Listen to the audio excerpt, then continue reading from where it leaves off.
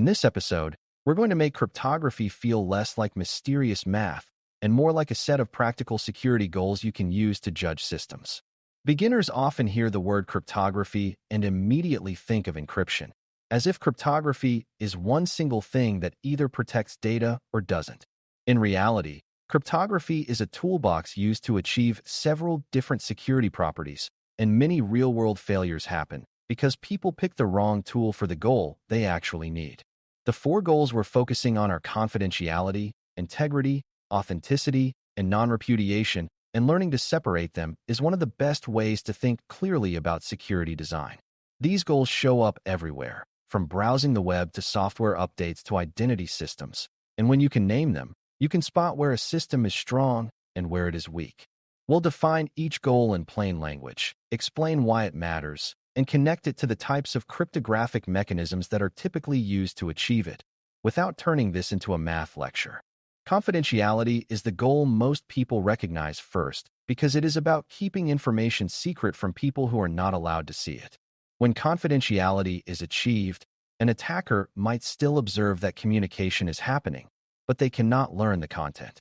This matters because many security incidents involve sensitive data leaving an organization, whether that data is personal information, financial records, intellectual property, or internal operational details. Confidentiality also matters for everyday privacy, like preventing someone on a shared network from reading your passwords or messages. The most common cryptographic tool for confidentiality is encryption, which transforms readable information into unreadable ciphertext that can only be reversed by someone with the right key. A beginner misconception is that confidentiality automatically means the data is safe in every other way, but confidentiality only addresses secrecy. Something can be encrypted and still be modified or impersonated, so confidentiality is only one piece of the full security story. Integrity is the goal of ensuring that information has not been altered in an unauthorized way. If confidentiality is about secrecy, integrity is about correctness and trustworthiness of content. Integrity matters because attackers often try to modify data rather than just steal it, such as changing account numbers, altering configuration files, or tampering with software updates. Integrity also matters because accidents can corrupt data, and security controls need to detect accidental changes as well as malicious ones. Cryptographic integrity is commonly provided by mechanisms that produce a checksum-like value, often called a digest, that changes drastically when the underlying data changes. If you have a trustworthy integrity mechanism, you can detect that data was altered even if you cannot see how or by whom. A key beginner lesson is that integrity does not require secrecy because you can verify integrity of public data too. You can publish a file openly and still provide cryptographic evidence that it has not been tampered with. Authenticity is the goal of proving that something is genuine, meaning it came from who it claims to have come from. This could apply to a person, a system, or a message, and the concept matters because attackers frequently impersonate trusted identities. Authenticity is central to preventing man-in-the-middle attacks, spoofed emails, malicious software updates, and fake websites.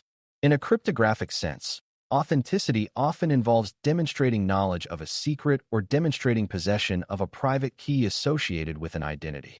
For example, when your browser connects securely to a website, the browser wants assurance that it is really talking to the intended site and not an imposter. Authenticity can also apply to internal system communication, where services need to know they are talking to the right peers. A beginner misunderstanding is to confuse authenticity with authorization, but they are different. Authenticity answers who you are, while authorization answers what you are allowed to do. Non-repudiation is the goal of preventing someone from credibly denying an action they performed. In other words, it is about creating strong evidence that a particular party approved or sent something, in a way that can be verified later. This is most commonly discussed in the context of digital signatures, where someone signs data with a private key and others can verify that signature with the corresponding public key. If the signature is valid, and if the private key is known to be controlled by that person, then it becomes difficult for them to claim they did not sign it. Non-repudiation matters in high-stakes contexts such as contracts, financial transactions, and certain kinds of administrative approvals. It also matters in software publishing, where a signed update provides evidence that it came from a legitimate publisher. A beginner misconception is to assume that encryption alone provides non-repudiation, but encryption is typically about confidentiality, and it does not automatically provide proof that a specific party performed an action. Non-repudiation is about verifiable evidence and accountability, not secrecy. Now let's connect these goals because they often need to be achieved together, and confusing them can create security gaps.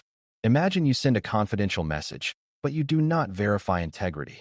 An attacker might not be able to read the message, but they might be able to change parts of it in a way that still gets delivered, which could cause harm. Imagine you verify integrity, but not authenticity.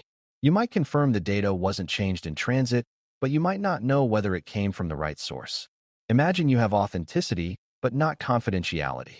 You might be sure who you are talking to, but an eavesdropper might still read the content.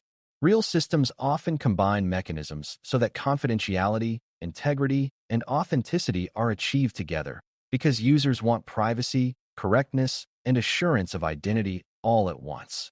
Non-repudiation is sometimes added on top when you need later proof, but it is not always required for everyday communications. The goal is to choose mechanisms that match the security properties you actually need rather than assuming one tool covers everything.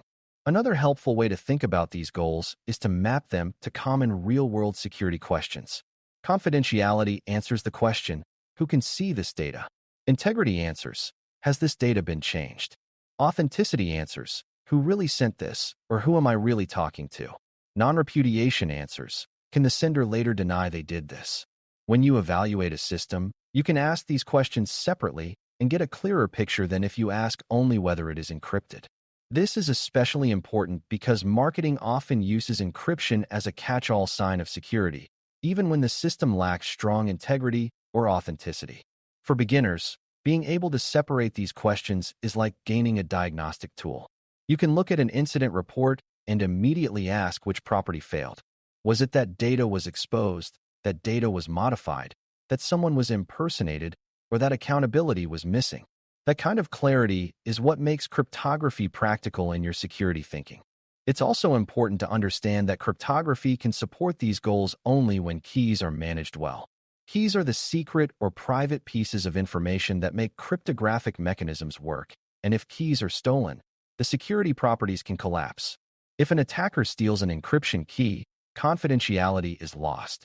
If an attacker steals a signing key, authenticity and non-repudiation can be undermined because the attacker can impersonate the legitimate signer. Even integrity checks can be bypassed if an attacker can compute valid integrity values with a stolen key. This is why key management is often described as the real heart of cryptography in practice. Beginners sometimes focus on algorithms as if they are the main risk, but in many real breaches the algorithms were fine and the key protection failed. Understanding the goals helps you understand why keys matter. Keys are the mechanism that links cryptography to trust. Without key protection, the goals become theoretical rather than real. These goals also show up in layered systems where cryptography is one control among many. For example, confidentiality might be used to protect data in transit, while access controls protect data at rest. Integrity might be enforced through signed updates, while monitoring detects unexpected configuration changes. Authenticity might be enforced through certificates and authentication systems, while authorization controls limit what authenticated identities can do. Non-repudiation might be used for sensitive approvals, while auditing provides additional evidence. The reason this matters is that cryptography is not a replacement for other security controls. It is a way to strengthen the trust properties within a larger system. When cryptography is treated as a magic shield, people neglect the surrounding controls and end up vulnerable anyway. When cryptography is treated as a tool for specific goals, it fits into defense in depth more naturally. The beginner lesson is to treat cryptography as a set of guarantees you design for, not as a checkbox you turn on. As we wrap up, remember that cryptography is best understood through the goals it is trying to achieve. Confidentiality is about keeping data secret from unauthorized observers, typically achieved through encryption. Integrity is about ensuring data has not been altered, typically achieved through cryptographic digests and related mechanisms. Authenticity is about proving identity and origin, often achieved through authentication and cryptographic proofs tied to keys. Non-repudiation is about creating verifiable evidence that a party performed an action, often supported by digital signatures.